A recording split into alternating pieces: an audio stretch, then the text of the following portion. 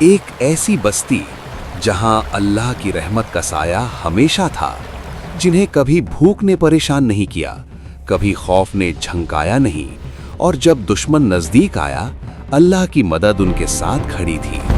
ہر موڑ پر انہیں احساس دلایا گیا کہ اللہ ان کے ساتھ ہے۔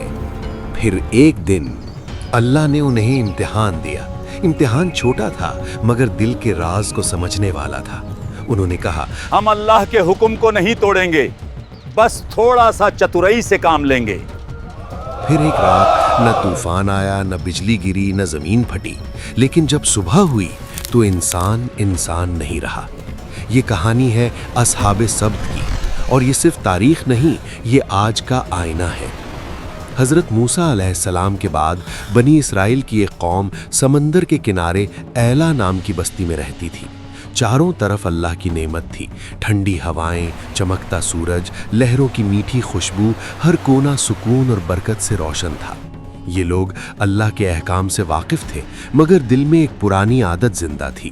یہ قوم پہلے بھی وعدہ کرتی اور پھر اسے اپنی سہولت کے مطابق توڑ دیتی۔ ایک وڈا توتا، کیا ہوا؟ بعد میں اللہ سے معافی مانگ لیں گے۔ زبان سے اطاعت اور عمل میں چترائی۔ بزرگ کہتے، ہم اللہ کے منتخب لوگ ہیں، ہم پر پابندی کیوں لگی؟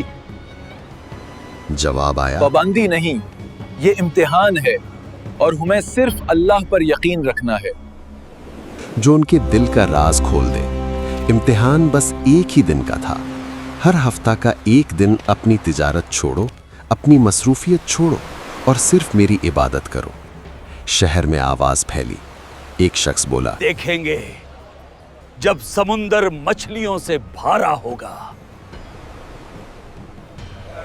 اور پھر امتحان نے اپنی شکل دکھائی۔ جس دن شکار منع تھا، سمندر مچھلیوں سے ابل گیا۔ تازی موٹی مچھلیاں ایسی کہ جیسے خود کنارے تک آئیں اور کہہ رہی ہوں، ہمارا شکار کرو۔ رات کا اندھیرا شہر پر چھایا، گھروں میں لوگ پریشان تھے۔ چھوٹی سی خطا بھی لمبی جھگڑے میں بدل رہی تھی۔ پھر ایک خاموشی میں شیطان نے ان کے دلوں پر حملہ کیا۔ لوگ ایک دوسرے کی طرف دیکھتے اور چہروں پر مسکان آئی جو انہیں بڑے عذاب کی طرف کھینچ رہی تھی۔ ایک آدمی بولا، بس ایک راستہ روکتا ہے، چترائی دکھاؤ اور اللہ کے حکم کو تھوڑا گھما لو، فائدہ ہم بھی اٹھا لیں گے۔ دوسرا شخص ہمیں بولا، کچھ ایسا کرنا ہوگا کہ ہفتہ کے دن مچھلیاں خود جال میں پھنس جائیں اور ہم کچھ نہ کریں۔ نالیاں کھوڑ دیں گے، مچھلیاں خود پھنس جائیں گی اور اتوار کو نکال لیں گے، اللہ بھی خوش اور ہم بھی۔ پھر لوگ سمندر کے کنارے گئے، نالیاں کھودیں، جال بچھایا اور اپنی چترائی سے راستہ نکال لیا۔ بزرگ بولے، اللہ سب دیکھ رہا ہے، یہ وقت ہماری نیات کا ہے۔ ہم تو عقل مند ہیں، دیکھو ہم نے حکم نہیں توڑا، بس راستہ نکلا۔ مگر انہیں یاد نہیں تھا کہ چترائی اور گناہ اللہ کے سامنے کبھی چھپتے نہیں۔ گناہ گار لوگ مچھلیوں کا بوجھ اٹھا کر گھوم رہے تھے اور ان کے چہرے پر مسکان ان کی بربادی کی نشانی تھی۔ بزرگ نے چیخ کر کہا، رکو، یہ سب گناہ ہے، اللہ کے حکم کو توڑنا تمہاری بربادی کا سبب بنے گا۔ انہوں نے ہنس کے جواب دیا، ہم تو بس اپنی عقل سے کام لے رہے ہیں، ہفتہ کے دن شکار تو نہیں کیا۔ بازار کے لوگ ان کہتے، کے چہرے دیکھو، لگتا ہے اللہ کو دھوکہ دے رہے ہیں۔ مگر حقیقت یہ ہے کہ اللہ سب دیکھ رہا ہے۔ یہ گناہ خود ان کی بربادی کا سبب بن گیا۔ مچھلی مل رہی تھی یا نہیں، ان کا انتظام چل رہا تھا۔ شہر کے لوگ 3 حصوں میں بنٹ گئے۔ گنہگار لوگ جو چترائی میں لگے اور خود کو عقل مند سمجھتے، نیک لوگ جو سب کو روک رہے تھے اور اللہ کے عذاب کا خوف سمجھا رہے تھے، خاموش لوگ جو نہ روک رہے تھے نہ سمجھا رہے تھے، بس دیکھ رہے تھے۔ ایک آدمی بولا، ہم بس دیکھ رہے ہیں، اللہ کی رحمت ان کے ساتھ ہے یا نہیں۔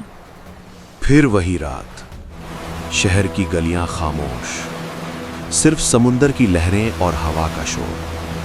گنہگار لوگ پیٹ بھر کے سو گئے اور خاموشی میں آواز آئی، جلیل اور رسوا بندر بن جاؤ۔ پہلا ہلکا سا سایہ، پھر چہرے بگڑنے لگے، انگلیاں لمبی پنجیوں جیسی ہو گئیں، ہاتھ اور پیر پر بال ابھر آئے، سانس تیز ہو گئی۔ ایک آدمی بولا، ये क्या हो रहा है? हम इंसान नहीं रहे। लोग चीखने लगे, एक दूसरे को पुकारते, मगर सुनने वाला कोई नहीं। सुबह हुई, शहर में खामोशी। नेक लोग ने देखा, गुनहगार लोग कहीं दिखाई नहीं दिए। दीवार से नीचे देखा, इंसान नहीं, सिर्फ बंदर। वही पुराने कपड़े, मगर अंदर से जानवर। ये खबर शहर में फैल गई। अल्लाह ने हफ्ता के दिन शिकार करने वालों को बंदर बना दिया। लोग जब अजाब का मंजर देखते तो यकीन नहीं आता। ये कैसे मुमकिन हुआ? ये क्या मेरे रिश्तेदार हैं? आज हम भी असहाब की तरह अपनी चतुराई और लालच में भाटक रहे हैं, हाँ या नहीं? अपना जवाब कमेंट्स में दो और वीडियो को लाइक और चैनल को सब्सक्राइब करो।